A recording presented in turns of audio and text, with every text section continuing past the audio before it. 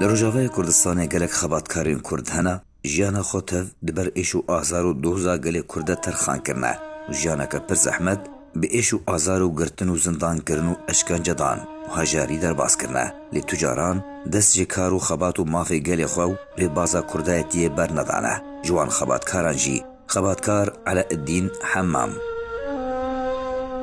علاء الدین حمام احمد گوری کوبانا روجاوای کردستانیه خباتکار و نشتمان پرور کرد علاء الدین حمام احمد اندام دسته راویشکاری یا پارتیا دموکراتا کردستان سوریا سال 1955 لگوند دیهابک یان بورازا روجاوا یا سرب نافچه شیخلر اگوندواری کوبانی و اجدایی بویه خوندن خواه سرطایی و آمادایی لشیخلر تمام کرد قوناغانا وندیجی لکوبانی خوند ده سال 1979 جبو لشکریه نچاریه رژیم سوریه هاته برن 4 سال و نیو لشکری کرد پیشترل گلمالبات اخواه سال 1984 لباجار کوبانی نشته جیبو جان اخواه بکار و خبات و زحمتی و خزمتا گل اخواه بردوام کرد دبیر و بحوری نویده بتنی ریبازا کردایتیه ریبازا بارزانی نمر جبوب دستخصنا مافی گل کردو دوزا کردی هبو باندورا خبات و شورشا باوی نتوا کردی مالا مصطفى بارزانی لعلاء الدین همی خباتکار نوی دمه هبو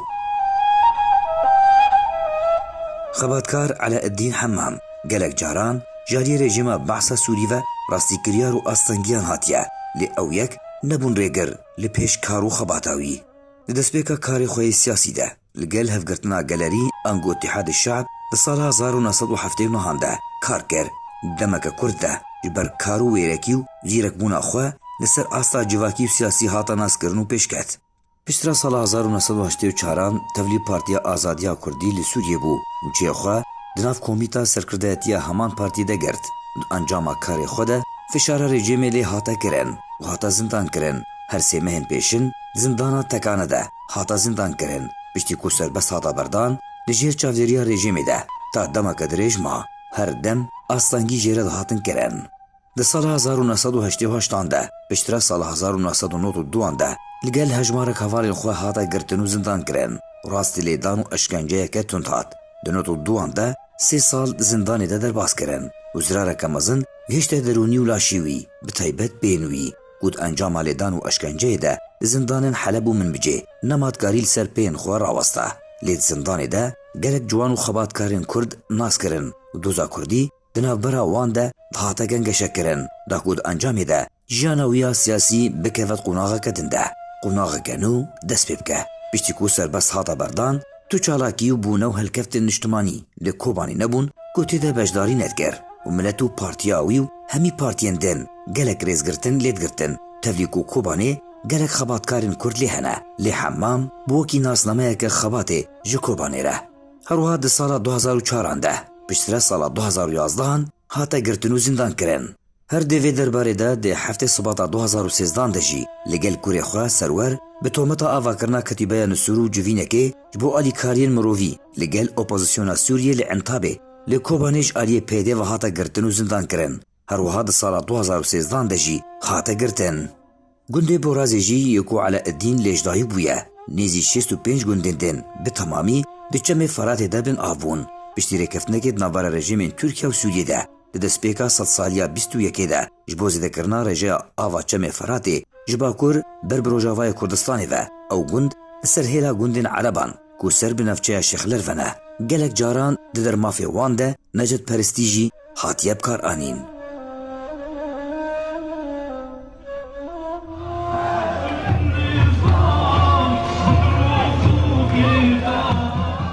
دەستپێکا شۆڕەشا سووریێ ve xebatkar Alaeddîn beşdarî xwepêşandanên li dijî rejima Sûriyê de kir.